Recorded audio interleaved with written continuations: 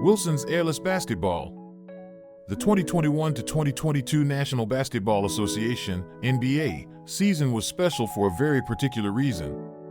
They stopped using Spalding basketballs, which they had been using for almost 40 years up to that point. Instead, the NBA decided to go with Wilson basketballs. Now in the world of basketballs and sporting equipment companies, this is a pretty big deal. I mean, Wilson will now be making all the basketballs for the NBA. That means every televised game, all the clips, all the highlights, all the in-your-face slam dunks, you are going to be seeing those star players holding Wilson basketballs with that pristine black logo. So flash forward a year later and Wilson wanted to do something really cool, so what did they do? They created an airless basketball. Not only that, but they had this thing brought out at the 2023 Slam Dunk Contest to be put into action. It got attention to say the least. The ball is essentially 3D laser printed with holes all over it, but yet it dribbles and performs just like a regular basketball. How the heck did this thing come to exist? Wilson told their R&D department that they wanted them to redefine the basketball. Now, this thing isn't out for sale yet, it's only a prototype, and it's, of course, not the official NBA ball, but you can guarantee when it hits the market, every basketball fan is going to want to own one. Pretty cool. But what the heck does this have to do with USPs? And what the heck does it have to do with you?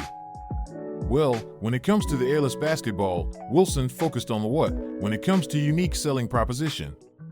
What is this thing? It's a freaking airless basketball. Nobody has ever seen, heard, or thought of such a thing until Wilson did.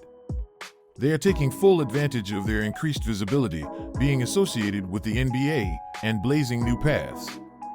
It's like saying, okay, let's make a car without wheels. Or let's make a house without a roof. They flip basketball design on its head for this one, and you can do the same thing with your USP. How does it translate to a different niche? How could you focus on the what of USP development in a simple information product?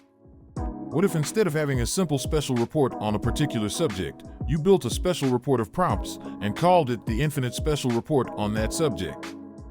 That kind of product would take advantage of the technology of the day, artificial intelligence, to redefine the traditional special report.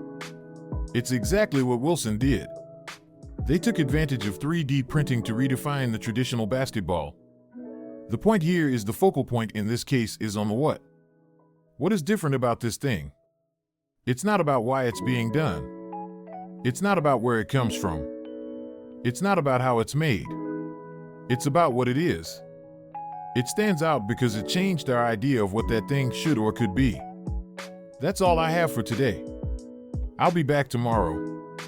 Make sure to subscribe so you don't miss it, and super thanks for watching.